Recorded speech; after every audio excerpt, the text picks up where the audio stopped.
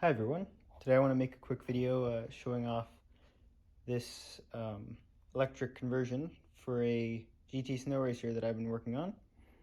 This project's been a work in progress for quite a few years now.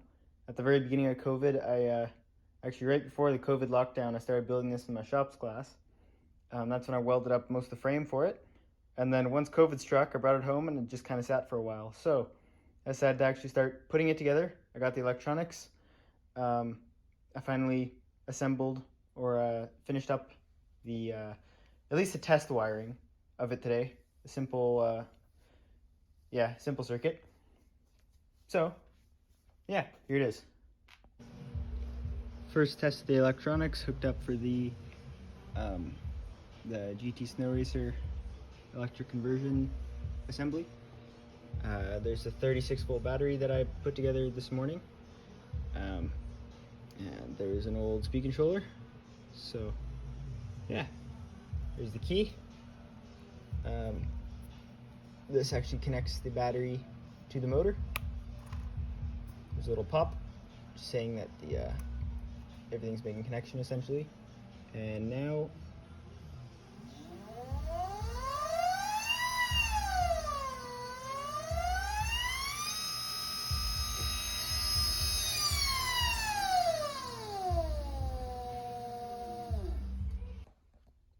the motor is an 800-watt 36-volt motor that I got from a large electric skateboard. I'll put a picture up on screen. The tires are just simple Princess Auto specials. I think they were $7 or $8, and I just threaded some. I believe that's 3/8 rod, maybe 3/8. I'm not entirely sure. 3/8 threaded rod, and put some nuts on each side. Clamp them together. So now I have the wheels like this.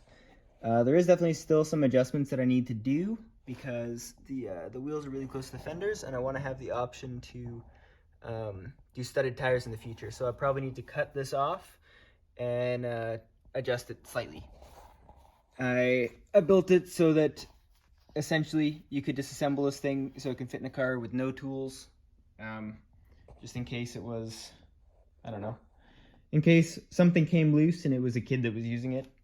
So I don't know, I wanted to make sure that most stuff was pretty easy to do, easy enough to do by hand, which is why there's most of the major bolts or major connections are just T connections. So yeah.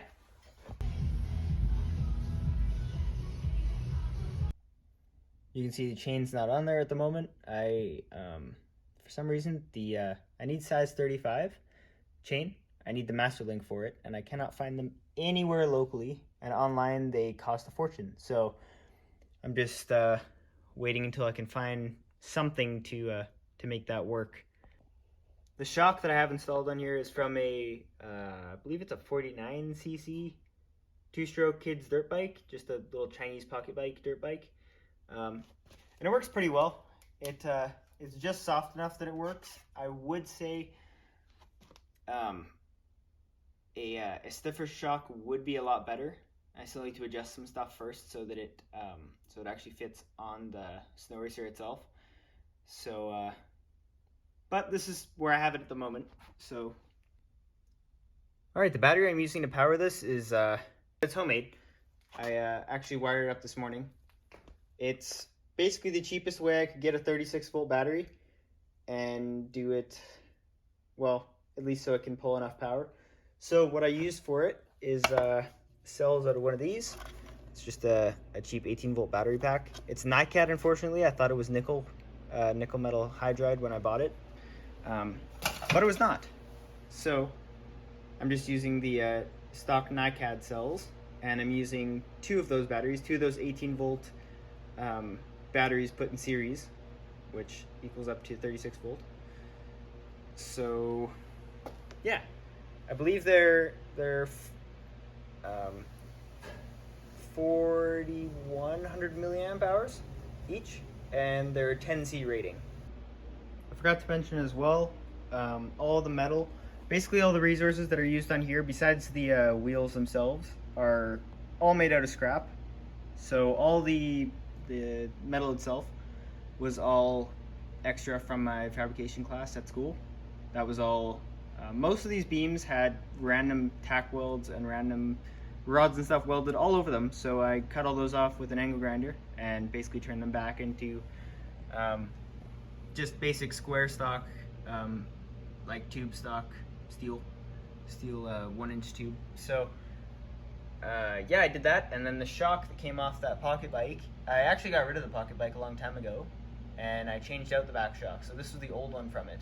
So yeah, and then the motor, the big part, the important part, that actually came from, like I said, it came from a big off-road skateboard, and it was one of the extra parts I got. I believe it was 8 electric skateboards all at once, that all in various states of completion. And this, just one of the skateboards was just used as parts, so I ended up just stealing this motor from it and slapping it on here. So, and eventually I sold the skateboard and more than paid off all the resources and stuff. So, yeah, essentially everything on there was free, minus the back tires again, because those were I don't know, $7 or so each. So, yeah. All right, here's what the sled looks like all mocked up. The big electric conversion attachment is put into place. It's not actually mounted underneath. I haven't bolted it on yet, but there's just a little example of what it will look like once it's done. You can see it's floating off the ground a little bit. That's because of the rear shock. As you can see, it's at kind of an odd angle. Once it's fastened down properly, then that angle actually, this black piece, comes flush up to the seat. So yeah, that's how that is. So yeah, I have this bike in, that's a work in progress as well. It's a Super Soco that I've modified a bit, electric hub motor. And then I also have this, which is a old Honda tracked snowblower that I'm turning into a little snowplow, a riding snowplow. But yeah, this is my main project at the moment, trying to get this finished up since it's been sitting for a while. So definitely more updates coming soon. I will make sure to post those as soon as I get it working. Next video will probably be a riding video of it, so stay tuned for that. So yeah, bye everyone.